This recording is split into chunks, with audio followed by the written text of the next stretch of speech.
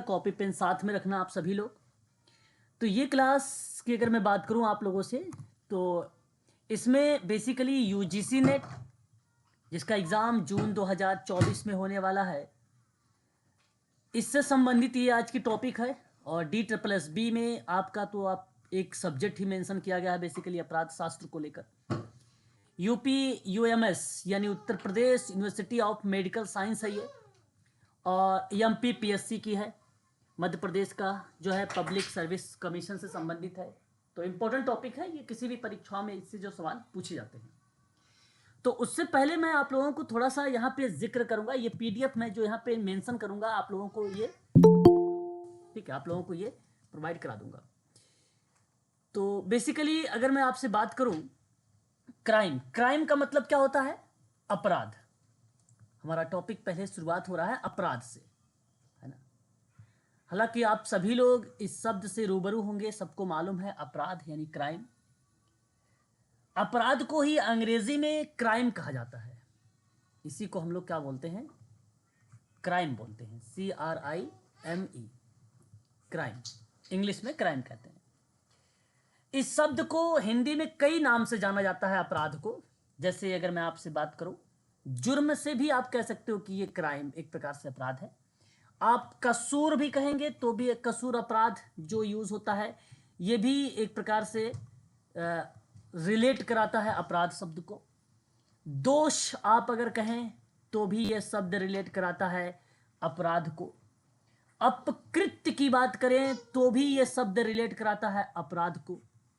साथ ही साथ अगर मैं आपसे बात करूं तो पाप शब्द नाम सुना होगा, पाप शब्द भी ये रिलेट कराता है अपराध को।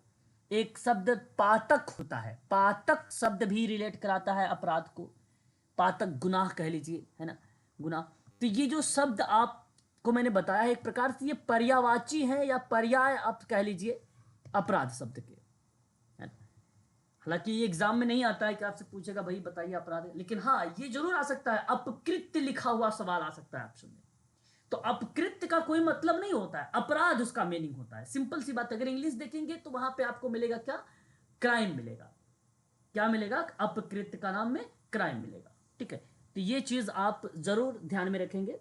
ठीक है, आगे बढ़ते हैं और भी चीजों को समझने का प्रयास करेंगे। अगर कोई शब्द आपको नहीं समझ आएगा तो आप हमें बताइएगा, हम उसके बारे में आपको बताएंगे, पूरी डिटेल जानकारी देंगे। तो क्राइम शब्द जो है ये लैटिन भाषा से हुआ है।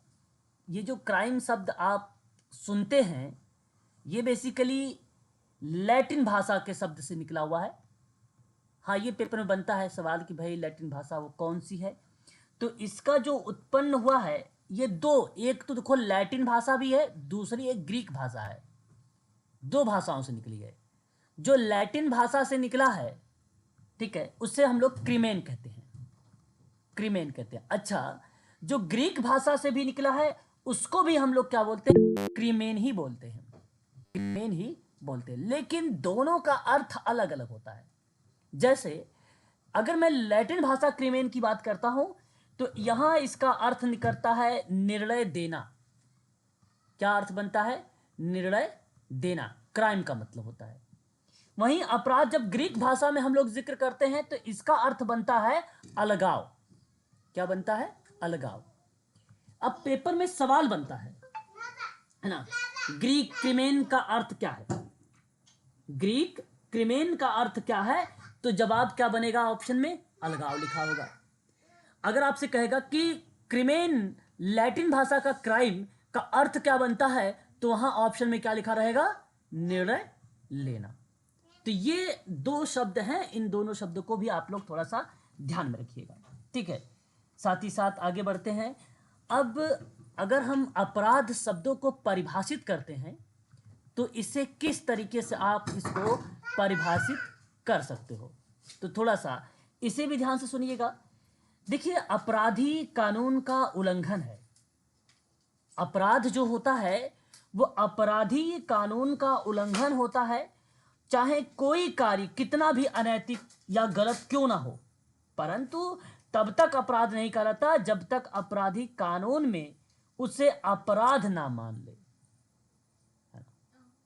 तो हम इसको कहते भैया कि इसको कहा जाता है अपराध। तो मैं चाहूंगा इसको आप नोट कर ले, अगर बाय द वे कोई पूछे आपसे कि क्राइम क्या होता है, किसे क्राइम कहते हैं, तो आप जरूर बताइएगा। सबसे पहले आप मेंशन करिएगा कि अपराध, कॉमा, अपराधी कानून, अपराधी कानून, ये पीडीएफ में आपको शेयर करूंगा, मेन चीजों पर जिक्र कर रहा हूं इस पीडीएफ में।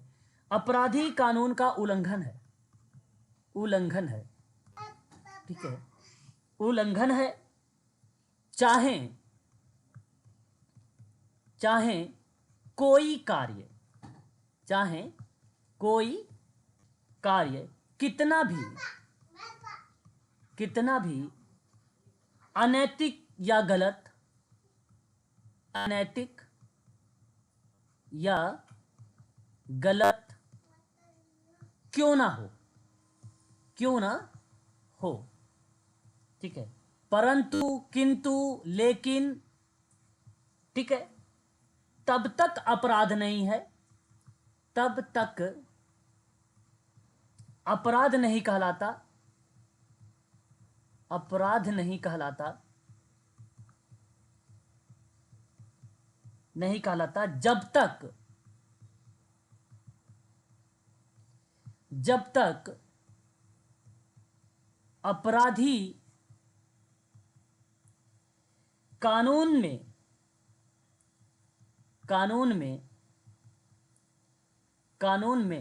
मैंने 2 बार लिख दिया, 1 मिनट, कानून में उसे अपराध ना माना हो, उसे अपराध ना माना हो, ठीक है, ये आप ध्यान रखिएगा। तो एक बार बताइए, ये आपको क्लियर हुआ, स्पष्ट? जी सर। हाँ, जी सर, इस तरीके से आप क्लियर है इसको सर। कह सकते हैं। आप दूसरे शब्दों में भी कह सकते हैं, कानून का उल्लंघन अपराध कहलाता है। सिंपल भाषा में कानून का उल्लंघन क्या कहलाता है? अपराध कहलाता है। अब कानूनी दृष्टि से अपराध का कार्य क्या है? सार्वजनिक हित के लिए हानिकारक हो जाना। अपराध सामाजिक रूप में हमेशा हानिकारक होता है, और तभी तो अपराध कहलाएगा वो। सर मतलब जैसा ऐसा अनैतिक व्यवहार जो समाज के लोगों को मतलब। बिल्कुल बिल्कुल। अब जैसे मैं एक लाइन यहाँ पे पॉइंट में लिख रहा हूं, अपराध सामाजिक रूप से क्या होता है? अपराध सामाजिक रूप से हमेशा, हमेशा, ठीक है, हानिकारक होता है। ये शब्द भी आप उन शब्दों में जोड़ के बोल सकते हैं, हानिकारक होता है, ठीक है। तो ये चीजें होती है। और अपराध की अवहेलना करना क्या है? दंडनीय है ना? अपराध की, ठीक है, अवहेलना, अवहेलना, ठीक है, अवहेलना करना दंडनीय है, दंडनीय है। ये चीज आप ध्यान रखिएगा, ठीक है। अच्छा, बेसिकली अगर पेपर में सवाल भी पूछा जाता है तो कहा जाता है कि अपराध को किस प्रकार से आप परिभाषित कर सकते हैं, है ना? तो आप कहिएगा कि अपराध, अपराध को मुख्य रूप से 3 प्रकार से परिभाषित कर सकते हैं। नाम बताना चाहेंगे? जी सर। कर सकते हैं, बताइए। कानूनी दृष्टि से अपराध, सामाजिक दृष्टि से अपराध और सामाजिक और कानूनी दोनों दृष्टि से अपराध। बिल्कुल, बहुत बढ़िया, बहुत अच्छी, बहुत अच्छा। तो पहला पॉइंट अगर हम बात करते हैं तो एक अभी आपने बताया है कानून के पॉइंट ऑफ व्यू से, दूसरा आपने बताया कि सोशल पॉइंट ऑफ व्यू से यानी सामाजिक की दृष्टि से, तीसरा आप क्या बोल सकते हैं? ये कानून प्लस समाज दोनों जोड़ दीजिए, कानून प्लस समाज या सामाजिक दृष्टिकोण से, इसको आप जोड़ के बोल सकते हैं। मैं चाहूंगा कि एक एक लाइन में इनको बताऊंगा और आप लोग इसको भी ध्यान से थोड़ा सा सुनिएगा, इसमें क्या क्या चीजें हैं जो रिलेट कराती हैं। देखिए, कानूनी दृष्टिकोण से अगर मैं बात करता हूं, इरादतन किया गया कार्य या अपराधी कानून का उल्लंघन या अवहेलना जो कि बिना किसी औचित्य या बचाव के किया गया हो और राज्य द्वारा गंभीर अपराध या साधारण अपराध के रूप में दंड के लिए क्या हो, अनुमान्य हो, तो वह कानूनी दृष्टिकोण है। या तो आप ये कह लीजिए कि अपराध एक ऐसा कार्य या कृत्य या व्यवहार है जो विधि संहिता का उल्लंघन करता है। तो विधि संहिता, जो जब भी शब्द रिलेट हो विधि संहिता, तो आप सीधा बता सकते हैं कि कानून का ये उल्लंघन कर रहा है और इसी का, विधि संहिता का ही उल्लंघन है ना, इसी का उल्लंघन है।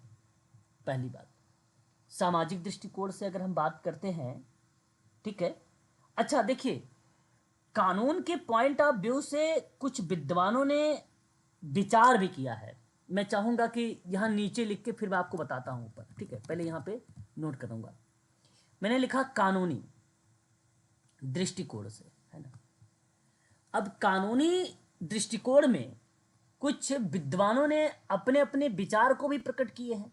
जैसे आपको बता दूं, यहां 3 वर्ग के विद्वान हैं। कानूनी दृष्टिकोण में कितने वर्ग के हैं? तो 3 वर्ग के विद्वान हैं। 3 वर्ग के विद्वानों आप कह सकते हैं, है ना, विद्वानों का जिक्र है। जैसे अगर मैं एक विद्वान का नाम लेता हूं, आपने नाम सुना होगा क्लासिकलवादी।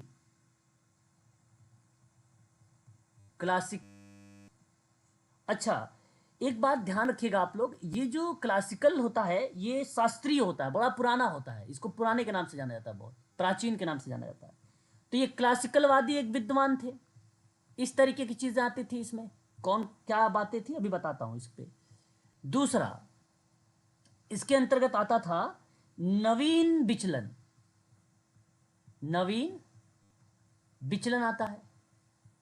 अच्छा, नवीन विचलन जो सिद्धांतकारी विद्वान थे, उनमें सबसे जो अहम विद्वान था उसका नाम था हावर्ड बेकर।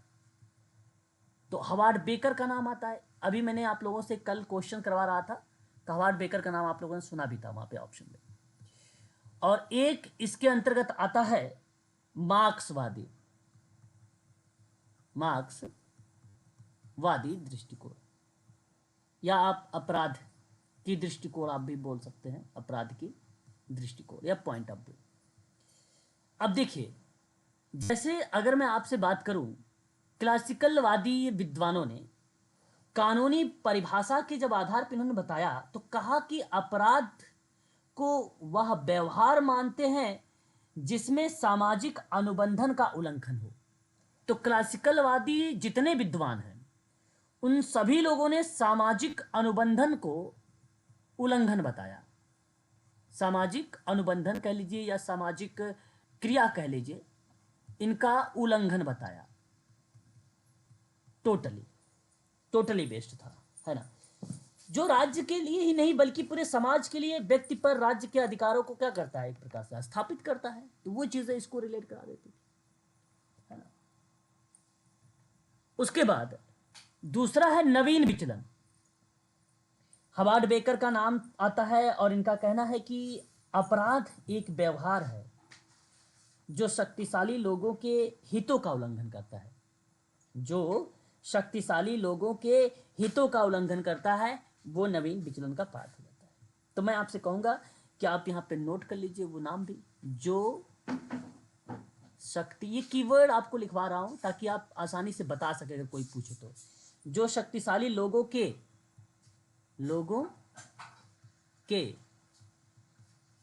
हितों का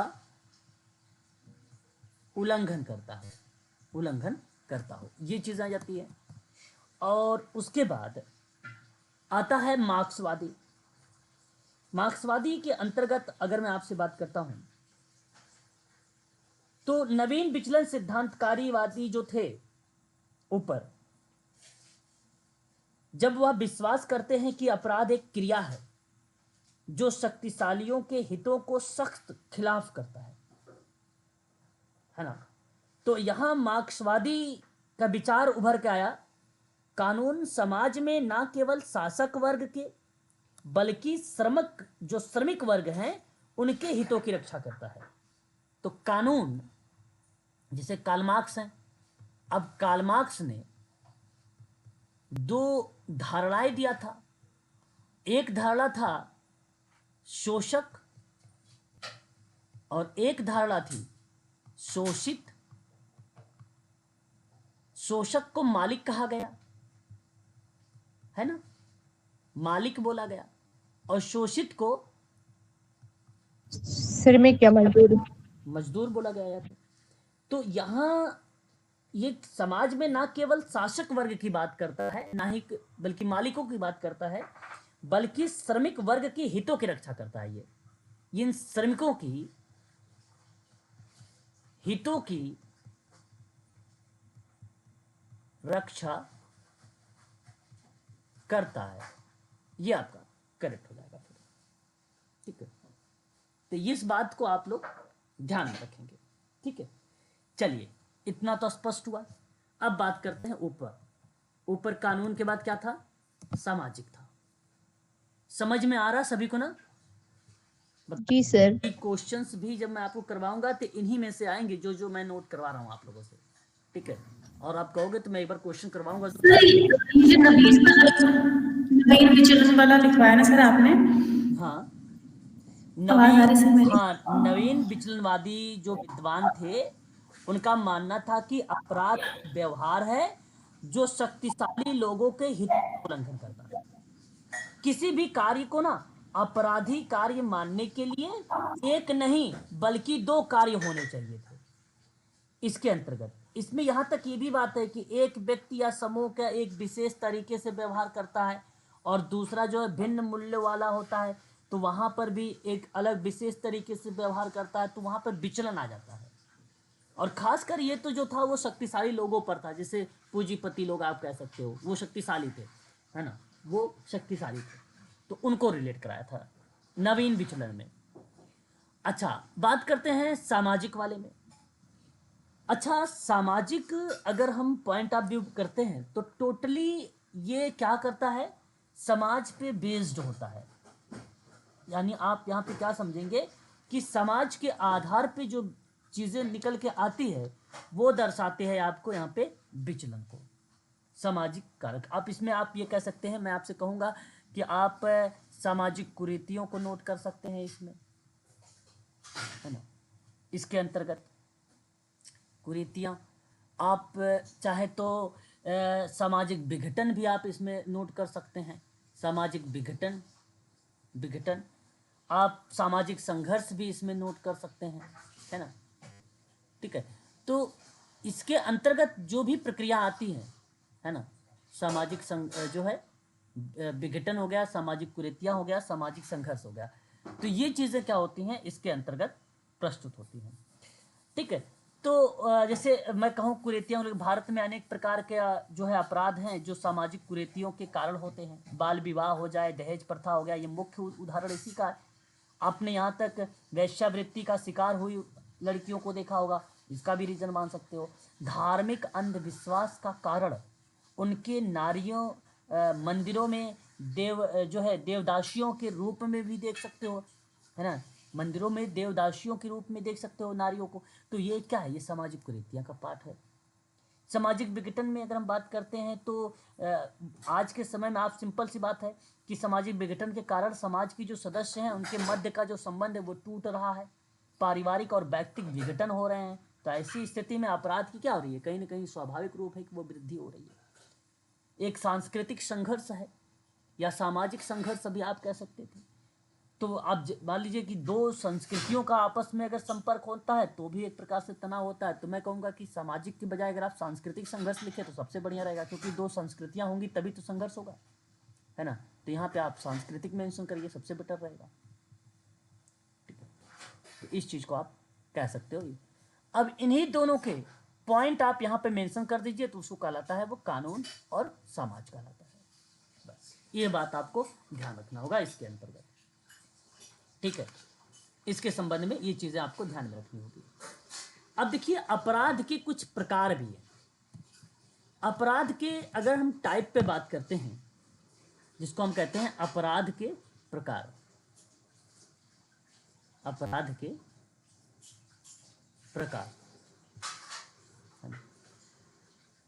अब देखिए, अपराध के प्रकार को एक विद्वान का नाम था इलियट एंड मेरी। इन्होंने अपराध को कितने भागों में बांटा, बता सकते हैं? दो भागों में। हाँ बताइए स्वतंत्र जी, दो भाग कौन कौन से थे? सर लघु अपराध और गंभीर अपराध।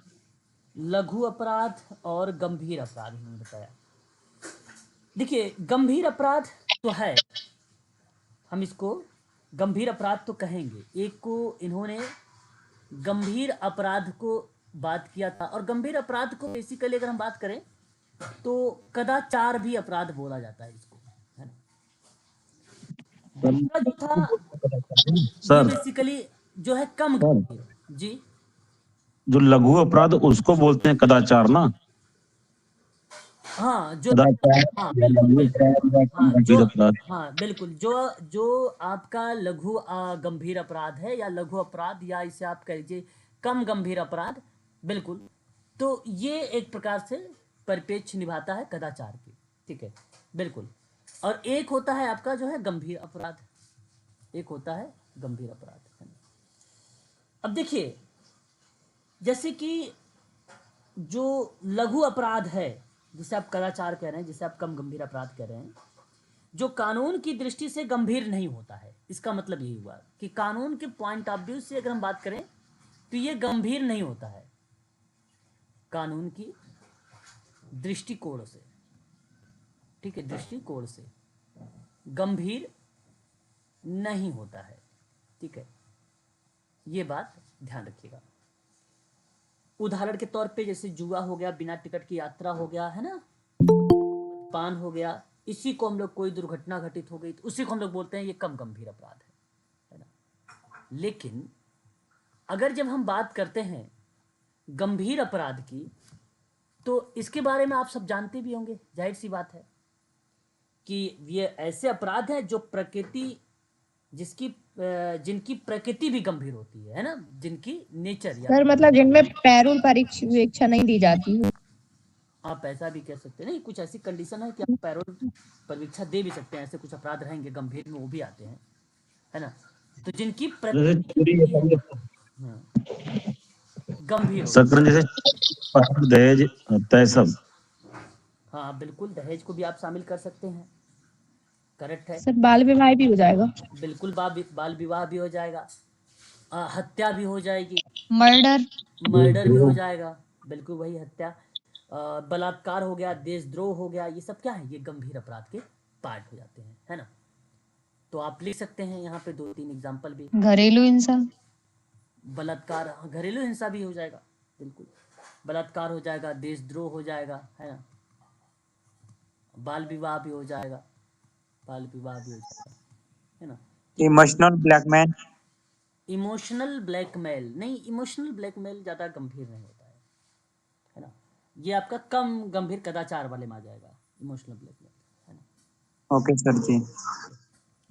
उसके बाद अगर हम बात करते हैं तो ये तो इलियट के द्वारा था, लेकिन आपने एक और नाम सुना होगा, उनका नाम आपने सुना होगा बोंगर करके। इन्होंने कितने टाइप से अपराध को डिवाइड किया, अपराध के चार प्रकार सर। अपराध के इन्होंने, आर्थिक, राजनीतिक, यौन और विविध अपराध। बिल्कुल। तो यहाँ पे आप कह सकते हो कि आर्थिक तरीके से इन्होंने डिवाइड किया, ठीक है। दूसरा इन्होंने राजनीतिक अपराध, बिल्कुल। तीसरा इन्होंने जो डिवाइड किया, यौन अपराध, और चौथा जो था उनका विविध अपराध, या विविध भी आप कह सकते हैं इसको, है ना। तो इन्होंने जो डिवाइड किया था, एक मिनट थोड़ा सा होल्ड रखिएगा, थोड़ा सा, कि संहिता के आधार पर 2 टाइप बन जाएगा, एक तो संज्ञेय अपराध हो जाएगा, दूसरा गैर संज्ञेय या संज्ञेय। हाँ बिल्कुल हो जाएगा, ठीक है, एक ये पार्ट बन जाता है। लेकिन अगर मैं यहाँ पर आपसे बात कर रहा हूँ इस विद्वान के नाम के आधार पे, तो आपको ये ध्यान रखना होगा कि आर्थिक इन्होंने रिलेट कराया कि भाई जैसे अपराधों के मूल उद्देश्य धन प्राप्त करना हो, जैसे चोरी हो गई, डकैती हो गई, गबन हो गया, ये सब क्या है, ये आर्थिक चीजों से धन प्राप्त हो रहा है, तो ये अपराध हो गया। राजनीतिक अपराध से अगर हम बात करते हैं तो आप भलीभांति तरीके से जानते हैं इस प्रकार के अपराधों का संबंध मुख्य रूप से राजनीतिक व्यवस्था में असंतुलन को दर्शाता है। राज्य में अशांति भंग करना हो गया है ना, शांति को भंग करना हो गया, सांप्रदायिक दंगे हो गए, देशद्रोह हो गया, राजनीतिक अपराध हो गए, वो आ जाता है। और सर संज्ञेय और असंज्ञेय अपराध जो है, ये अपराध की प्रकृति के आधार पर अनुसार है कि दंड संहिता के अनुसार है ये? नहीं, वो तो अपराध की दंड प्रक्रिया की संहिता के आधार पे, ये अपराध की प्रकृति पे इन्होंने बोंगर ने बताया, अपराध की प्रकृति पे इन्होंने बताया है ना, अपराध की प्रकृति के आधार पर ये है, ठीक है। और भारतीय दंड संहिता IPC के अकॉर्डिंग संज्ञेय और असंज्ञेय, गैर संज्ञेय। असंज्ञेय हाँ आप जी। पे कर ली, ठीक है। नोट करते रहिएगा कॉपी पे, है ना, ताकि मैं यहाँ पे थोड़ा सा लिखता हूँ, इधर उधर हो जाता है तो आप थोड़ा सा समझ नहीं पाएंगे, वो अगर कॉपी पे रहेगा तो आप इजीली समझ जाएंगे ना, बट ध्यान से अगर देखते रहेंगे PDF ओपन करेंगे तो समझ में वैसे आ सर इलियट और मेरिट जो है किस आधार पर बांटे थे? इलियट और मेरिल अपराध की गहनता के आधार पर डिवाइड किया था इनका। अगर हम बात करते हैं ना तो अपराध की गहनता के आधार पर किया था,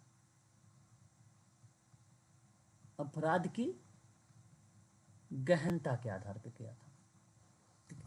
चलिए अब देखिए यहाँ पे यौन अपराध ऐसे अपराधों का संबंध है जहां समाज द्वारा अमान्य या कानून द्वारा वर्जित, है ना, समाज द्वारा अमान्य हो और कानून के द्वारा वर्जित तरीके से यौन संतुष्टि करने से अप्राकृतिक यौन संबंध, बलात्कार, गैर कानूनी वैश्यावृत्ति आदि यौन अपराध के उदाहरण मान लिए जाते हैं।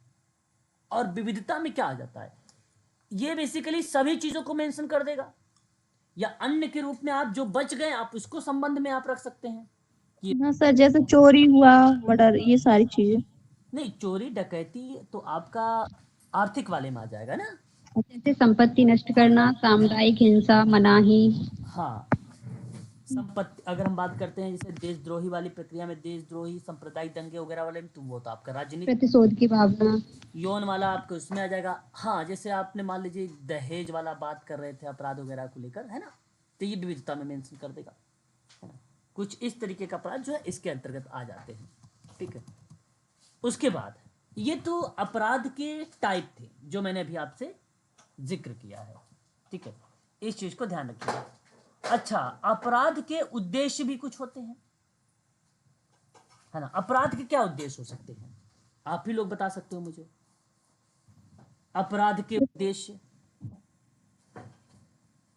सर वो भी कई टाइप से हो सकते, जैसे आर्थिक उद्देश्य हो सकता है, राजनीतिक तरीके से दंगा फसाद, देशद्रोह करना। सर ये तो बिल्कुल हो सकता है, देखो एकदम बिल्कुल हो सकता है। अपराध अपराध को रोकना सर। नहीं, तो रोकना थोड़ी, यहाँ तो मैं अपराध पढ़ा ही रहा हूं आपको, है ना। अपराध और उत्पीड़न की जो कारण है, जो परिणाम है, उसके साथ साथ पुलिस अदालत सुधार पर जब जोर देने के साथ साथ आपराधिक न्याय प्रणाली का संचालन होता है, तो उसी संबंध में इसे बोला जाता है कि यह मुख्य रूप से इसका उद्देश्य है। हाँ, जैसे अभी आपने कुछ कहा कि भाई अपराध को रोकना हो गया, है ना, कार्य व्यवस्था को बनाए रखना हो गया, आपराधिक कानून, अपराध में शामिल लोगों को दंडित और पुनर्वास करना हो गया, पीड़ित लोगों को समर्थन हो गया। हाँ, ये बात करेक्ट है कि यह अपराध का कहीं ना कहीं पॉइंट फिर देखने को मिल जाता है, इस चीज को भी आप यहाँ पर ध्यान रखेंगे। तो अपराध का उद्देश्य इस शब्दों को रिलेट करा देता है। समाज के भीतर व्यवहार की जो व्यवहार की स्वीकार्यता होता है, अपेक्षाओं को परिभाषित करना, है ना, जनता की रक्षा करना, अपराध करने वाले को दंडित करना, है ना, उन लोगों का समर्थन करना जो अपराध से पीड़ित हैं, ठीक है, बड़े पैमाने पर या समाज की नैतिक संहिता को परिभाषित कर देना, कहीं ना कहीं एक प्रकार से ये भी उद्देश्य बन जाता है। तो उद्देश्य बड़ा सरल होता है, आप आसानी से इस तरीके से बता सकते हैं कि ये अपराध के उद्देश्य है। अब अपराध के कुछ कारक हैं, है ना, अपराध के कुछ कारक हैं, उसे भी आप ध्यान रखिएगा। कौन कौन से कारक हैं? कई कारक बेसिकली देखने को मिलते हैं अपराध के, है ना। अपराध है बहुत इंपॉर्टेंट अभी है, अपराध के कारक लोगों ने सुना भी होगा, है ना। तो इसके कई टाइप बनते हैं। एक जैविक कारक होता है, आपने नाम सुना होगा जैविक कारक, है ना, जैविक लेम्ब्रोसो का कारक, है ना। जरा देखिए कारक का पहले मीनिंग बताइए, फिर मैं आपको बताता हूँ ये किस विद्वान का कारक है। Biological By birth, sir. By birth, sir. Lombroso का नहीं, यहाँ पे 1876 जैविक का मैंने तात्पर्य पूछा, और जो जैविक का यहाँ पे भूमिका आई, ये उन कारकों में से है जो जन्म से संबंधित बताता है, जो जन्म से संबंधित बताता है। और जब ये कारक आपने रखा तो इसका मतलब है कि कुछ विद्वानों ने बात जरूर कहा होगा कि अपराध जो है जन्मजात होता है ना। और ये लेम्ब्रोसो का स्टेटमेंट था। लेम्ब्रोसो ने या आप ये भी कह सकते हो कि शरीर से संबंधित हो, या आप शरीर से संबंधित है, इस चीज़ों को भी आप यहाँ पे रिलेट करा सकते हैं। अच्छा, डीएसएसबी के कितने स्टूडेंट हैं इस समय, जरा क्लास में जरा एक बार बताएंगे, हैंड रेज करेंगे, हैंड राइज करेंगे, जरा एक बार बताइए। डीएसएसबी के बच्चे शालिनी, मधु, सोनी, ओके ओके, 3 ही बच्चे हैं आई थिंक डीएसएसबी के। चलो ठीक है, बहुत बढ़िया, ध्यान देना। तो जन्म से संबंधित हो गया, शरीर से संबंधित हो गया, है ना। ये बेसिकली क्या है, जैविक को दर्शाता है। देखिए जैविकीय सिद्धांत के अंतर्गत कुछ ना कालात्मक जो सिद्धांत है उसके अंतर्गत कुछ विद्वानों का नाम आता है जैविक के, है ना। तो अगर मैं आपसे यहाँ पे अगर बात करूं तो आप जैविकियों में तुरंत उसका नाम ना लिया करें, लेम्ब्रोसो का, है ना। इसके अंतर्गत कुछ पार्ट है, जैसे मैं आपको बताता हूं कैसे, अब तब आपको नाम लेना होगा। जैसे अगर मैं आपसे जिक्र करूं, एक नाम आता है एटाविस्टिक, विस्टेक इसी को क्या बोलते हैं हम लोग, पूर्वज प्रत्यावर्ती का सिद्धांत। पूर्वज प्रत्यावर्ती का सिद्धांत, ठीक है।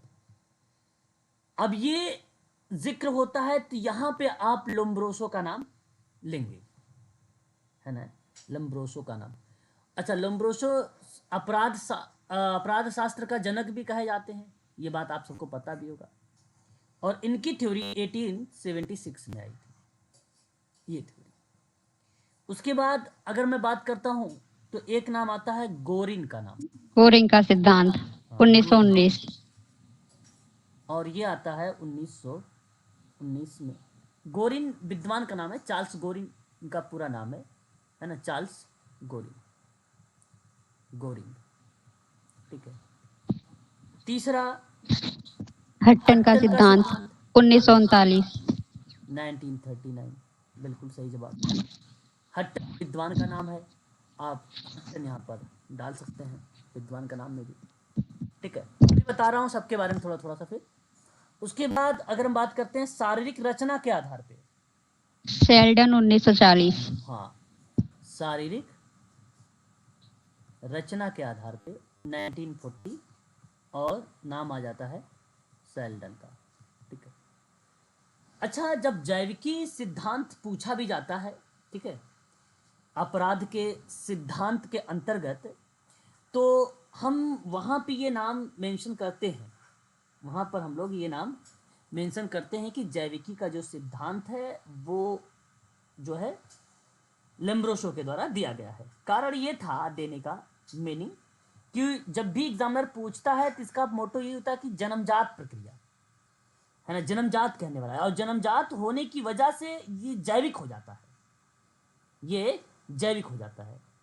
अच्छा, अपराध शास्त्र को सबसे पहले किस विद्वान ने इस शब्द को दिया था? गार्फ हाँ गार्फिंकल ने 1885 में। हाँ गारफेलो ने सन 1800 85 सर, 85 है। हाँ हाँ 1885 ठीक। एक मिनट थोड़ा होल्ड रखना। सुनिए ना, हाँ सुना। तो मैंने आपको क्या बताया, मैंने यहाँ पर जो आपको बताया है ना, ये थे आपके कुछ कारण। मैंने कारण के आधार पे इनके जो है टाइप बता रहे थे। तो एक मैंने बताया जैविकी, जैविकी के अंतर्गत कुछ चार बातें थी, जैसे प्रत्यावर्ती थी, जो है गोरिंग का नाम था, हट्टन का नाम गोरेंका हट्टन का, और शरीर रचना सैडन का। सैडन का। हाँ समझ हम्म। गए। तो ये आपको ध्यान रखना होगा। उसके बाद अगर हम बात करते हैं तो हमारे सामने आता है एक आर्थिक सिद्धांत। एक फोर्नासारी आर्थिक व सिद्धांत। बोंगर का। हाँ, अब देखिए आर्थिक सिद्धांत की जब हम बात करते हैं तो यहाँ आप ध्यान रखिएगा, सबसे ज्यादा अगर प्राथमिकता दीजिएगा तो वो नाम दीजिएगा फोर्नासारी का, फोर्नासारी का। अब फोर्नासारी, 1894। हाँ 1894 है ना। और अगर बोंगर की बात करें तो 1916। हाँ 1916। इसका मतलब ये था यहाँ पे कि जो आर्थिक दशाएं थी ना, इसको रिलेट कराया था इसमें। जो आर्थिक दशाएं थी इसको रिलेट कराया था। और जैसे आर्थिक बेरोजगारी क्या है, औद्योगिकीकरण, नगरीकरण क्या है, इनको एक प्रकार से इसमें जो है डिफाइन किया गया था। एक बार म्यूट कर देना सब। हाँ एक बार प्लीज म्यूट हो जाइए। म्यूट हो जाएंगे तो आप अच्छे से सुनेंगे। अनीता, अनीता भी म्यूट हो जाए प्लीज, है ना। तो ये सर चीजें, गारफेलो का ईयर क्या बताया सर? 1885, हाँ 1885। ओके। 1885 आपका करेक्ट जवाब हो जाएगा। ठीक है, ये चीज अरे आएंगे। अब इसके बाद अगर हम बात करते हैं तो एक और नाम आता है। अच्छा, इसमें आर्थिक दशाओं के बारे में जिक्र किया गया, अमीरी गरीबी के बारे में जिक्र किया गया, ये चीजें थी इसके अंतर्गत, है ना। उसके बाद सर एक मिनट, है भौगोलिक। जी सर ये पहला जैविक कारक हो गया, जी, जैविक के अंतर्गत था इसमें। जो हम पढ़ रहे थे ना, ये जैविक के म्यूट अंतर्गत कर थे। दो, म्यूट कर दो। अरे भाई कौन है, हाँ जी, म्यूट करो। चलो। इतनी आवाज आ रही है। आवाज तो बहुत करते हैं। चलो मैं, जी सर बता। अब देखिए अगर हम बात करते हैं तो उसके बाद आता है हमारे सामने एक भौगोलिक। क्या नाम आता है, भौगोलिक नाम आता है। तो इसको भी आप लोगों को ध्यान रखना है। अगर हम, डेकेस्टर। हाँ, तो यहाँ पे अगर हम जिक्र करते हैं भौगोलिक के बारे में, तो जिक्र जो करता है उस विद्वान का नाम क्या आता है, तो तीन चार, दो विद्वान बेसिकली अहम माने जाते हैं। एक का नाम माना जाता है डेक्स्टर का, और एक विद्वान, 1904। हाँ, और एक विद्वान का नाम आता है क्या, क्वेटलेट। क्वेटलेट। क्वेटलैट। बिल्कुल, ये नाम आते हैं, ये दो इंपॉर्टेंट नाम है, क्वेटलैट। और ये 1904 में, 1904 में एक और थ्योरी आई थी जो बिहेवियर पे थी। जानते हो वो थ्योरी का क्या नाम था? Classical conditioning theory. हाँ क्लासिकल कंडीशनिंग थ्योरी, बाप शाबाश। इवान पेवलोव की। हाँ इवान पेट्रिक पावलोव की थ्योरी थी। ये चीज आपको ध्यान रखना है। सर ये दोनों ने 1904 में ही दिया था क्या? हाँ दोनों ने 1904 में, यहाँ पे दोनों का नाम आ जाता है, ये 1904 में। Okay sir. 1916 क्या लिखा है ये? 1916 तो ये का नाम है ना, ये 1900, हाँ ये बोंगर का नाम, बोंगर। हाँ ये बोंगर का नाम आता है ऊपर का। ये जो है ऊपर का नाम है ना, ये यहाँ तक, ये ऊपर बोंगर महोदय। सर इसके बाद फिर से वैसे समझ में नहीं आया क्या बता रहे हैं इसको। समझ नहीं आया सर? अपराध के कारक क्या है, फिर से बता दीजिए, स्टार्ट कर दीजिए एक बार। शुरू से करता हूँ। अच्छा देखिए, एक मिनट, शुरू से बता रहा हूँ, ध्यान से सुनिए। फिर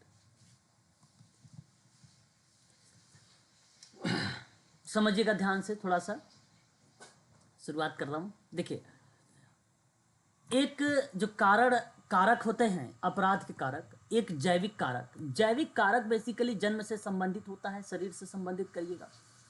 और अगर कोई पूछे आपसे कि भाई अपराध जन्मजात पाया जाता है, तो आप लोम्ब्रोसो का नाम लगा सकते हैं। ठीक है, और ये थ्योरी बेसिकली जो है कई भागों में डिवाइड हुई।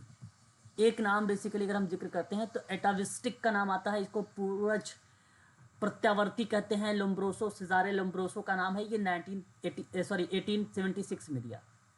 एक गोरिंग, एक विद्वान है, इनका चार्ल्स गोरिंग पूरा नाम है, अपने ही नाम पर दिया सन 1919 में। हट्टन ने भी अपने नाम पर ही 1939 में ये सिद्धांत दिया अपराध का। शारीरिक रचना के आधार पे 1940 में सैडन ने दे दिया। तो ये चारों भाग जो थे ये जैविक के पार्ट थे, कहीं ना कहीं ये जैविकों का नाम आता है, लेकिन कहने वाला केवल एक ही व्यक्ति था कि जन्मजात होता है। अगर कोई कहने वाला व्यक्ति था तो वो केवल जो नाम था, है ना। एक मिनट, ये नेहा क्लास को ज्वाइन नहीं कर पा रही, क्या दिक्कत आ रही है? जरा एक बार, चलो ठीक है। तो ये चीज़ें आपको ध्यान में रखनी होगी इसके संबंध में, है ना। उसके बाद अगर हम बात करते हैं तो एक सिद्धांत और आता है, वो है आर्थिक सिद्धांत। तो इस आर्थिक सिद्धांत में 2 विद्वान का नाम आता है। एक नाम आता है फोर्नासारी जो 1894 दिया था, और एक नाम आता है बोंगर जिन्होंने अभी आप लोगों ने पढ़ा था अपराध की प्रकृति के आधार पे, है ना, अपराध के प्रकार। तो ये 1916 में, या 1894 में फोर्नासारी और 1916 में बोंगर महोदय का नाम आ जाता है। उसके बाद अगर हम बात करते हैं तो हमारे सामने एक और नाम आता है, और वो नाम क्या था? भौगोलिक सिद्धांत था। भौगोलिक सिद्धांत था। और भौगोलिक सिद्धांत की अगर हम बात करते हैं या जिक्र करते हैं तो यहाँ पे नाम आता है एक विद्वान का, डेक्स्टर का नाम, और एक विद्वान का नाम याद आता है क्वेटलैट का नाम। इनके बारे में अगर हम लोग बात करते हैं तो इन्होंने जो सिद्धांत दिया था 1904 में दिया था। भौगोलिक कारक जैसे जलवायु, तापमान, नमी इत्यादि चीज़ों को इन्होंने बेसिकली दोषपूर्ण व्यक्तित्व के आधार पर दर्शाया, और इसी कहा इन्होंने यह एक प्रकार का एक रीज़न दिखाता है, एक कारण दिखाता है। किसका? तो अपराध का। ठीक है, ये चीज़ आपको ध्यान रखनी होगी। उसके बाद अगर हम बात कर रहे हैं तो एक आता है आपका मनोजैविकीय सिद्धांत। क्या आता है? मनोजैविकीय सिद्धांत आता है। ये मनोजैविकीय सिद्धांत पूछा जाएगा भाई किसने दिया है, तो आप सीधा नाम लगाएंगे किसका? गोडार्ड का। गोडार्ड 1919। हाँ, 1919 में आप नाम लगाएंगे। 19। और ये इन्होंने जो बताया था अनुवांशिक जैव जो है शब्द जो रिलेट करा, एनवायरमेंट एंड हेरिडिटी। हाँ, अनुवांशिक मंद बुद्धिता को इन्होंने, मंद बुद्धि। हाँ, मंद बुद्धि को इन्होंने प्रस्तुत किया था। तो इस चीज को क्या करेंगे? ध्यान में रखेंगे। ठीक है, चलिए उसके बाद देखते हैं। एक मिनट इनको ज्वाइन कर ले, कोई ज्वाइन हो रहे हैं क्लास में, है ना। ये आपको इनके तहत इन चीज़ों को ध्यान रखना पड़ेगा। आगे देखिए, उसके बाद आपको बता दूं कि मनोजैविकी के अंतर्गत जो मनोवैज्ञानिक आधार बता देने वाले विद्वान थे वो गोडार्ड थे। जो मनोवैज्ञानिकी था वो भी गोडार्ड ही थे, लेकिन इसके अंतर्गत पार्ट था एक। जैसे अगर मैं बात करूं मनोरोगी के बारे में, है ना, मनोरोगी एक सिद्धांत था। मनोरोगी सिद्धांत की अगर जिक्र करते हैं हम लोग तो नाम आता है विलियम हीले का नाम आता है। और इन्होंने 1900 तो इन्होंने मानसिक अव्यवस्था और संवेग को रिप्रेजेंट किया था। और उसके बाद अगर हम बात करें तो मनोविश्लेषणात्मक सिद्धांत। देखो, मनोविश्लेषणात्मक सिद्धांत अपराध की बात मैं कर रहा हूँ, इसका मतलब ये नहीं कि ऐड आएंगे, है ना। ठीक है, एडलर अब्राहम सेन 1930। किसका? हाँ, 1900। अब्राहम सेन 1930। नहीं, ये अलग अलग नाम है। एक विद्वान का नाम है एडलर, है ना, एडलर। हाँ। इसने 1930 में दिया। और अब्राहम सेन एक विद्वान का नाम है, अब्राहम, इसने 1900। ठीक है, अब्राहम सेन। ठीक। तो ये आप ध्यान रखिएगा इसके अंतर्गत। ठीक है, तो जन्मजात प्रवृत्ति को इन्होंने विकसित किया। अहम यानी ईगो अथवा अपराध भावना अथवा हिंता ग्रंथि जैसे शब्दों को रिप्रेजेंट करने वाले विद्वान यही थे। ठीक है, उसके बाद अगर हम जिक्र करते हैं तो और भी नाम हैं, जैसे बहुकारक बहुत इम्पोर्टेंट है ना। तो याद रखिएगा बहुकारक सिद्धांत। Cyril Burt 1915। बहुकारक सिद्धांत का आप नाम लगाएंगे सिरिल बर्ट का, है ना। ठीक है, बहुत इंपॉर्टेंट नाम है, ये आप रखेंगे। हो सकता है परीक्षा में ये पूछ भी लिया जाए, और कई बार एग्जाम में तो ये आया भी है ना, कई बार आया है। अगर आपसे पूछा जाए कि बहुकारक सिद्धांत सिरिल बर्ट ने कब दिया है, तब आप क्या नाम लगाएंगे? तो सन 1915 में। आपको बता दूं, व्यवसाय समाज कार्य को लेकर भी अगर किसी ने बात किया है, किसने बता सकते हैं? 1915 में व्यवसाय समाज कार्य।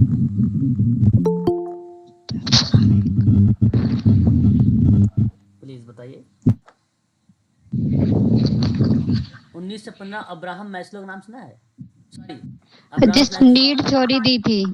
अब्राहम फ्लेक्सनर नहीं सर। अब्राहम फ्लेक्सनर ने कहा है 1915 में। अभी आप लोगों की हिस्ट्री मैंने एक दिन लिखवाया था, हिस्ट्री नहीं पढ़ रहे हो क्या आप लोग? पढ़ा करो। पढ़ी है सर। तो उसमें आप देखोगे 1915 में मैंने क्या व्यवसाय समाजकारी था उस पर बताया था आप लोगों को, है ना? उस पे मैंने आप लोगों से जिक्र किया था, है ना? व्यवसाय समाज। हाँ सर, करवाया है। व्यवसायिक स्थिति पर विचार 1915 फ्लेक्सनर। हाँ, अब्राहम फ्लेक्सनर, बिल्कुल, ये नाम आप ध्यान रखिएगा। ठीक है, उसके बाद हम बात करते हैं नेक्स्ट पर, और नेक्स्ट पर अगर हम बात करेंगे तो एक समाज जन्य सिद्धांत होता है। समाज जन्य सिद्धांत होता है।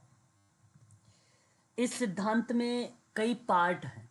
इस सिद्धांत में कई पार्ट हैं, कई भूमिकाएं हैं। जैसे अगर मैं आपसे एक बात करूं तो एक आता है पर्यावरणीय अपराध, है ना? आप ऐसा कह सकते हो, पर्यावरणीय अपराध, या आप बोल सकते हो कि अपराध क्षेत्र का सिद्धांत। हालांकि वही चीजें हैं, अपराध क्षेत्र का सिद्धांत। तो ये सिद्धांत किस विद्वान ने दिया? तो नाम याद रखिएगा, क्लिफोर्ड शॉ ने। कब दिया था? 1929। यानी विघटित पड़ोस और विकारी जीवन दशाओं के बारे में जिक्र किया था यहाँ पे। इसके बाद इसके अंतर्गत दूसरा पार्ट आता है संरचनात्मक सिद्धांत था। अब संरचनात्मक सिद्धांत में कई विद्वान के नाम आते हैं। जैसे अगर मैं आपसे तो एक विद्वान का नाम आएगा विभिन्न संपर्क का सिद्धांत, विभिन्न संपर्क का सिद्धांत। और एक नाम आता है इसमें व्याधिकी, तो क्या बोलते हैं? व्याधिकी बोलते हैं, है ना? व्याधिकी, ये तो मर्टन का था। बिल्कुल, ये मर्टन का है व्याधिकी। और विभिन्न संपर्क का सिद्धांत जो होगा वो सदरलैंड का था। सदरलैंड का। सदरलैंड का। सदरलैंड ने सन 1939 में और मर्टन ने 1938 में ये सिद्धांत दिया था। ठीक है, अगर हम बात करते हैं, नाम आता है एक थर्ड जी। ओके, मैं ये सेव करूंगा, पीडीएफ सेव करके आप लोगों को, पीडीएफ सेव करके जो है शेयर करूंगा। क्लियर हुआ? एक बार बताइए, लिख लिया? जी सर। ओके, जी सर, हो गया। उसके बाद अगर हम बात करते हैं तो एक आता है उप संस्कृति का सिद्धांत आता है। उप संस्कृति विज्ञान भी कह सकते हैं, या उप संस्कृति का सिद्धांत भी बोल सकते हैं। ठीक है, संस्कृति। क्लोवार्ड। अब देखिए, इस उप संस्कृति के सिद्धांत के अंतर्गत करते हैं तो कुछ विद्वानों के नाम आते हैं। जैसे अगर मैं बात करूं तो एक विद्वान थे विभिन्न अवसर का सिद्धांत, विभिन्न अवसर का सिद्धांत था। एक विद्वान का नाम आता है अपराधी उप संस्कृति का सिद्धांत, अपराधी उप संस्कृति का सिद्धांत। और उसके बाद अगर हम लोग बात करते हैं तो एक नाम आता है तटस्थीकरण, आप कह सकते हैं तटस्थीकरण। और इसके अंतर्गत जैसे विभिन्न अवसर का जो सिद्धांत था ये क्लोवार्ड के द्वारा दिया गया। क्लोवार्ड के साथ एक सहयोगी थे, क्लोवार्ड का एक सहयोगी थे, उनका क्या नाम है? ओह ओहलीन नाम है। क्या नाम है? ओहलीन नाम है। ठीक है, ये आप ध्यान रखिएगा ओहलीन के नाम को। इन्होंने जो सिद्धांत दिया सन 1960 में प्रतिपादित किया था। और अपराधी उपसंस्कृति का सिद्धांत की बात करते हैं तो कोहेन का नाम आता है। कोहेन का नाम आता है। सन 1955 में ये सिद्धांत दिया। और मूल्य थे जो मूल्यों की अस्वीकृति और अपराध मूल्यों का जो विकास करने की बात करते थे, ये अपराधी उपसंस्कृति के अंतर्गत जिक्र करते थे। ठीक है, तो ये आपको ध्यान रखना है। उसके बाद तटस्थीकरण की जब बात करते हैं हम लोग, है ना, तो मटजा एक नाम है। एक नाम है मटजा। ठीक है, मटजा जो है साइकक्स बोलते हैं इसको, साइकक्स बोलते हैं। और ये विद्वान था 1970 में, इसके बारे में जिक्र किया था 1970 में। ठीक है, ये थे इसके उप संस्कृति के 3 नाम। ठीक है, उसके बाद अगर हम बात करते हैं और भी थ्योरीज हैं और भी सिद्धांत हैं। जैसे अगर मैं आपसे बात करूं सामाजिक प्रक्रिया का सिद्धांत, सामाजिक प्रक्रिया का सिद्धांत। ठीक है, इस सिद्धांत में अगर हम बात करते हैं तो 2 नाम आते हैं, सॉरी 3 नाम। एक नाम इसके अंतर्गत आता है आपका लेबलिंग का सिद्धांत, बहुत इंपॉर्टेंट है, ये पेपर में आ भी चुका है। लेबलिंग का जो सिद्धांत है ये हवार्ड बेकर का है। Harvard baker. और सन 1963 में है। दूसरा अगर हम बात करते हैं प्रतिरोध का सिद्धांत, एक प्रतिरोध का सिद्धांत है। और इस सिद्धांत पे अगर हम बात करते हैं तो नाम आता है वाल्टर रैकलेस का नाम, वाल्टर रैकलेस का नाम। ठीक है, और ये सिद्धांत 1967 में आया था। और एक तीसरा इसमें आता है और वो है नौ विचलन का सिद्धांत। नौ विचलन का सिद्धांत आता है। नौ विचलन का जब सिद्धांत में हम लोग जिक्र करते हैं तो इसमें किस विद्वान का नाम आता है? तो याद रखिएगा रिचर्ड क्विन्ने का नाम, रिचर्ड, ठीक है, क्विन्ने का नाम। ठीक है, ये याद रखेंगे। सन 1972 में, सन 1972 में एक लास्ट बात करेंगे और वो आपका अगर हम बात करें उसमें नाम आता है, अगर हम बात करें तो संघर्ष का सिद्धांत, संघर्ष का सिद्धांत आता है। इसमें अगर हम बात करें तो एक बड़ा बहुत इम्पोर्टेंट नाम है वो सांस्कृतिक संघर्ष का सिद्धांत। और ये नाम आता है थोस्टन का नाम, थोस्टन का नाम। थोस्टन सेलिंग इनका पूरा नाम है। इन्होंने सन 1938 में इस सिद्धांत के बारे में जिक्र किया था। ठीक है, तो ये चीज़ आपको इसके अंतर्गत ध्यान में रखना होगा। ठीक है, इतनी बात क्लियर हो गई है तो बता दीजिए एक बात, क्योंकि ये जी सर। हाँ, कई ऐसे सिद्धांत थे जिन सिद्धांतों पर मैंने अभी बात किया है आप लोगों से। इम्पोर्टेंट के दृष्टिकोण से कई बार रिपीटेड भी पूछे भी जा चुके हैं। ठीक है, तो कानून के उल्लंघन के रूप में नहीं बल्कि उन व्यवहार प्रतिमानों के उल्लंघन के रूप में करना चाहिए जो व्यक्ति के उसके परिस्थितियों में एक विशेष प्रकार से व्यवहार करने से रोकता हो। तो उसे ही हम लोग कहते हैं सांस्कृतिक संघर्ष का सिद्धांत, है ना, उसी को बोला जाता है। 9 विचलन में क्या दिए लिखे हैं रिचर्ड? हाँ, रिचर्ड क्विने सिद्धांत में अगर हम बात करते हैं तो यहाँ पे नाम आता है रिचर्ड क्विने का नाम आता है। ये बेसिकली सर एक ऐसा सिद्धांत है सन 1972 के दौरान में इन्होंने विकसित किया था। और बेसिकली ये कहते थे कि वह व्यवहार जो शक्तिशाली लोगों के हितों का उल्लंघन कर रहा हो, है ना, तो इनकी एक प्रकार से व्यक्ति या समूह की क्रिया हो। अभी मैंने आपको पहले ही बताया था थोड़ा सा इसके बारे में, है ना, विचलन के लेकर। तो व्यक्ति या समूह की क्रिया या दूसरा व्यक्ति या समूह से भिन्न वैल्यूज का जब समर्थन होता है तो वहाँ पर ये सिद्धांत नौ विचलन का सिद्धांत उभर के आता है। तो यहाँ पे स्वतंत्र इच्छा पर आधारित था, ये विद्वानों के स्वतंत्र इच्छा पर आधारित था ये सिद्धांत, नौ विचलन का सिद्धांत। ठीक है, तो ये चीज़ें आपको इसके अंतर्गत जो है ध्यान में रखनी होगी। जो इम्पोर्टेंट तथ्य थे मैंने आपको यहाँ पर बताया। अब उसके बाद अगर हम बात करते हैं तो और भी कुछ चीज़ें हैं जो परीक्षा के दृष्टिकोण से इम्पोर्टेंट है।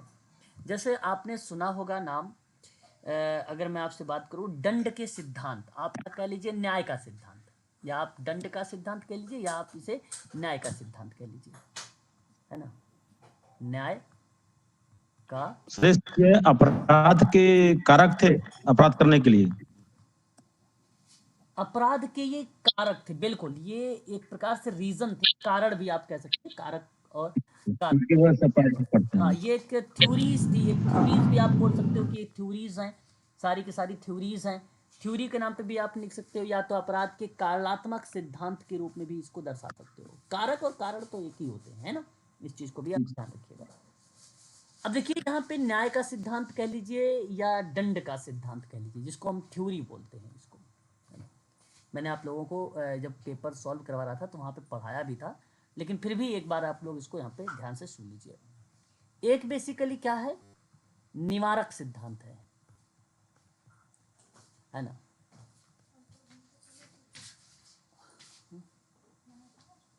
हाँ, निवारक सिद्धांत की अगर हम बात करते हैं तो ये बेसिकली क्या दर्शाता है, जैसे सिंपल सी बात है, दंड या भय पारिक जो है जो है भय परिकारी एक सिद्धांत है ये। और ये एक ऐसा सिद्धांत है जो दंड अपराध की गंभीरता या गंभीर प्रकृति के अनुरूप होता है ना। तो मैं एक लाइन लिखूंगा यहाँ पे कि अपराध की गंभीरता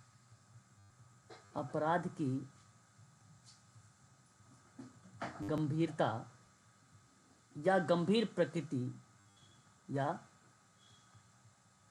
गंभीर प्रकृति के अनुरूप है, या आप कह सकते हो कि निवारक सिद्धांत है ये।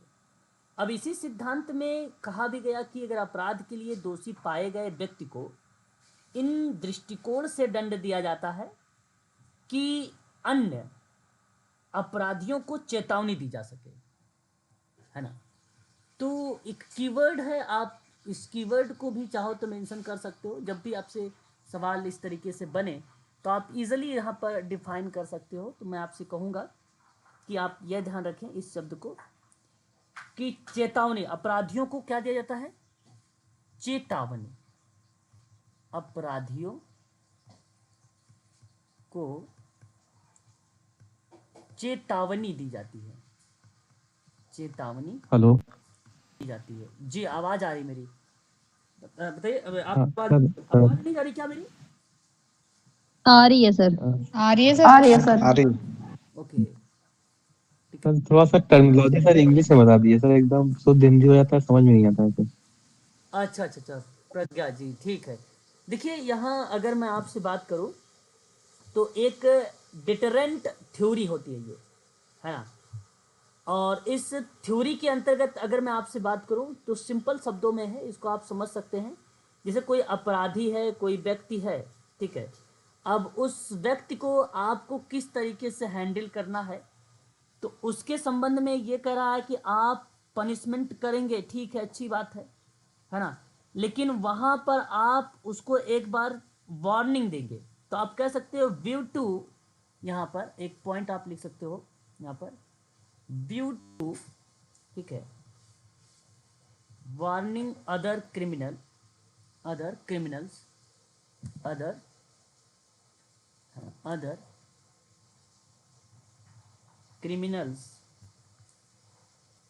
दैट दे ठीक है, विल आल्सो करिएगा, आल्सो, है ना, हमेशा उसी पर आधारित होता है ना। Also be given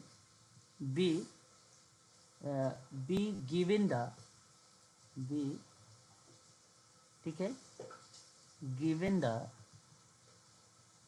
same punishment,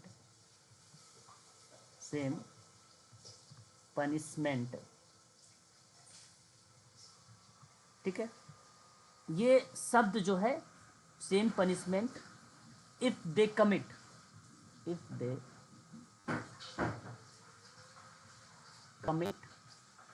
ठीक है, सिमिलर क्राइम, ठीक है, सिमिलर क्राइम, है ना। तो इसका जो भाव एक प्रकार से दर्शा रहा है कि कह रहा है कि ऐसे अपराध जहां व्यक्ति को कुछ कारणों से अन्य के साथ संयुक्त रूप से दायी हो या उसके साथ जुड़ा हुआ हो, तो व्यक्ति जिसे अपराध किया है तो उसे दोषी सिद्ध किया जाए और उसे तदनुसार के रूप में आप वहां पर उस चीज़ों को शामिल कर सकते हो।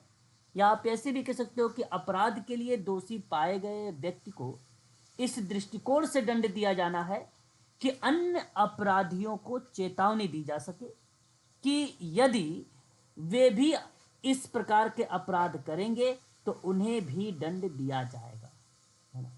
तो एक प्रकार से इसका जो उद्देश्य है लोगों को अपराध करने से रोकना, एक प्रकार से इसको रोकना। तो इसका the purpose of this type of punishment is to deter people, है ना, कमिटिंग क्राइम। इसका जो पर्पस है वो कहीं ना कहीं अपराध को रोकने की बात करता है इसके अंतर्गत। तो इस थ्योरी को आप लोग ध्यान में रखिएगा। और उसके बाद बात करते हैं एक दूसरी थ्योरी, ठीक है। ये थ्योरी समझ में आ गई तो एक बार कंफर्म करिएगा, क्योंकि मैं दूसरे पे बात करने चल रहा हूँ अब। जी सर। Okay, yes sir. दूसरा जो है आपका वो आता है निरोधक, है ना, निरोधक होता है। इसको निरोधक सिद्धांत कहते हैं। आप इसे कह सकते हो प्रिवेंटिव, ठीक है, प्रिवेंटिव थ्योरी बोल सकते हो आप इसे, ठीक है। अब इसके अंतर्गत अगर मैं आपसे बात करूं तो सिंपल बात है कि ये निवारक एक सिद्धांत है। इसका मतलब होता है कि अपराधी को इस दृष्टिकोण से दंड दिया जाना है कि अपराधी द्वारा इस प्रकार के अपराधों को दोहराया ना जा सके, या उसको वो अपराधी इस दंड को दोहराए ना, है ना।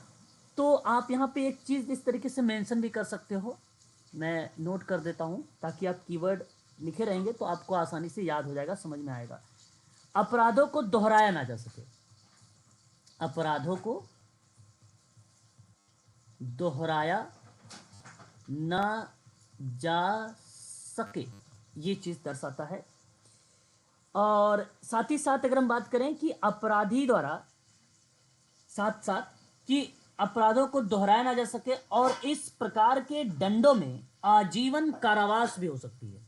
इस प्रकार के दंड में, इस प्रकार के दंड में ताकि दोहराया ना सके तो क्या हो सकता है, उसे आजीवन कारावास हो सकता है। उसे क्या हो सकता है, ध्यान रखिएगा आप लोग, आजीवन कारावास कह लीजिए या जेल कह लीजिए, आजीवन कारावास जो है, कारावास हो सकता है ना। क्या हो सकता है, कारावास हो सकता है। या आप ये लिख लीजिए आजीवन कारावास ऑब्लिक करके, या मृत्युदंड हो सकता है, या आप कह सकते हो कि शामिल कर सकते हैं, या हम इसमें शामिल कर सकते हैं, है ना। और मैंने शायद इसके बारे में जब आपको क्वेश्चन पेपर करवा रहा था तो वहाँ पे बताया भी था इसको लेकर, है ना। यस सर, कल बताया था सर आपने। अब यहाँ पे अगर हम बात करते हैं तो जाहिर सी बात है ये प्रिवेंशन थ्योरी है। ये इसका मतलब है कि the such crime can not be repeated by the offenders and such punishment include life imprisonment and death penalty. आप इस तरीके की चीज़ें उसके अंतर्गत शामिल कर सकते हो, ठीक है। और ये खासकर अगर हम बात करते हैं, ये पेनल्टीज जो होती हैं वह प्रिवेंट चाइल्ड मैरिज को लेकर कार्य करती है। इसको प्रिवेंशन का मतलब ही होता है, सिंपल शब्दों में अगर हम बात करें तो वो कहीं ना कहीं रोकथाम या निवारण की बात करता है। इसी को हम लोग निरोधक सिद्धांत भी कहते हैं। उसके बाद अगर हम बात करते हैं तो एक नाम आपने और सुना होगा, प्रतिकारी सिद्धांत। इसको क्या बोलते हैं, प्रतिकारी सिद्धांत कहा जाता है। अच्छा, प्रतिकारी सिद्धांत से आप सभी लोग रूबरू भी होंगे, आप सबको पता भी होगा कि प्रतिकारी सिद्धांत किस रूप में या किस भूमिका में ये जानी जाती है। और ये एक प्रतिशोधीय सिद्धांत आप चाहो तो कह लो इसे आप प्रतिशोधीय सिद्धांत के रूप में भी आप इसे जान सकते हैं, या आप इसे प्रतिकारी सिद्धांत के रूप में भी जान सकते हो आप इसे, है ना। तो इसकी कई भूमिकाएं हैं, इसकी कई भूमिकाएं हैं, इस चीज को भी आप लोग ध्यान रखिएगा। इसको इंग्लिश में क्या कहते हैं? प्रतिशोधात्मक सिद्धांत को इंग्लिश में क्या बोलते हैं मालूम है किसी को? रिट्रीब्यूटिव बोलते हैं इसको क्या बोलते हैं? रिट्रीब्यूटिव कहेंगे, या रिट्रीब्यूट भी आप बोल सकते हो प्रतिकारी सिद्धांत को या थ्योरीज को। ये दोनों शब्द आप यहां पर मेंशन कर सकते हो।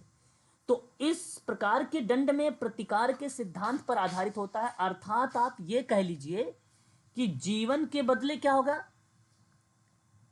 जीवन के बदले जीवन होगा, है ना। आंख के बदले आंख होगी, आंख के बदले आंख होगी, है ना। दांत के बदले दांत, इत्यादि कोई भी चीजें यहां पर आप मेंशन कर सकते हो। प्रतिरोध है, ये प्रतिकारी है। तो यह एक प्रकार का क्रूर दंड होता है, यह एक क्रूर दंड जो है होता है ना। इस चीज को आप ध्यान रखिएगा। इसके अंतर्गत अगर मैं आपसे बात करूं तो आप कह सकते हो कि this type of punishment is based on the principles of retributing, या रिट्रीब्यूशन भी कह सकते हो। Life for life, eye for eye, teeth for teeth, है ना। तो इसे this is a kind of cruel punishment कहा जाता है, और क्रूअल ही दर्शाता है क्रूर दंड को, ठीक है। आप इस तरीके से इसको डिफाइन कर सकते हो प्रतिकारी जो है दंड के अंतर्गत या थ्योरी के अंतर्गत। उसके बाद एक लास्ट है, 4 ही टाइप बनते हैं इसके अंतर्गत, उसे भी आप ध्यान रखेंगे। और जो लास्ट टाइप आपका आता है उसे कहा जाता है सुधारात्मक सिद्धांत बोला जाता है। ये 4 ही हैं इसके अंतर्गत, और कुछ नहीं है, बस ये बात ध्यान रखिएगा।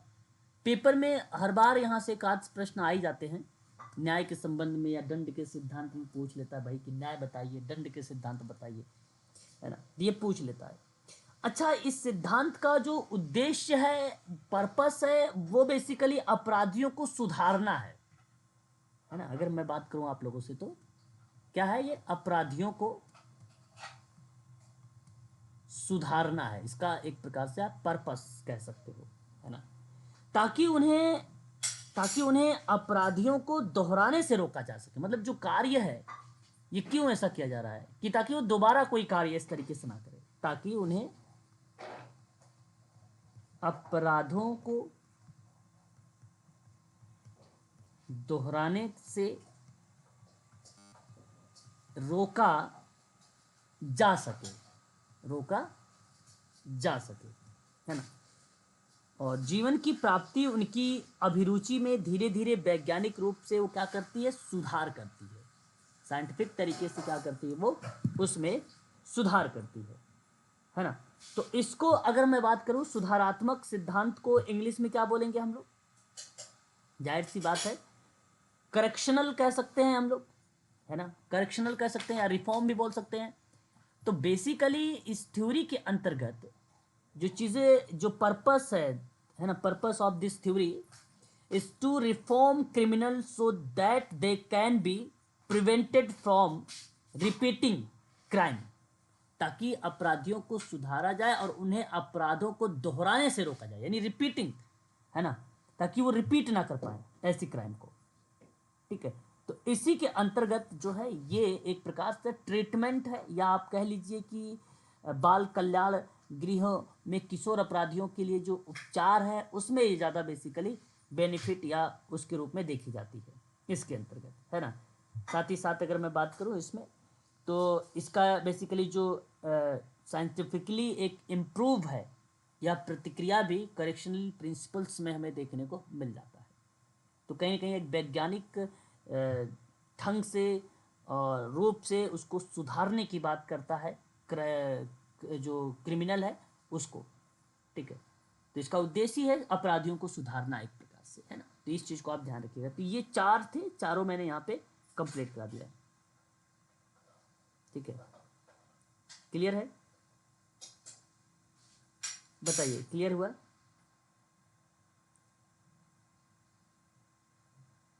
यस सर, क्लियर है सर। हाँ, यस सर। तो ये है, आप इसको जरूर थोड़ा सा ध्यान में रखेंगे, है ना, इस चीजों को। सर आज उसकी क्लास नहीं है क्या? सोशल रिसर्च की नहीं है क्या? हाँ, आज मुझे सोशल रिसर्च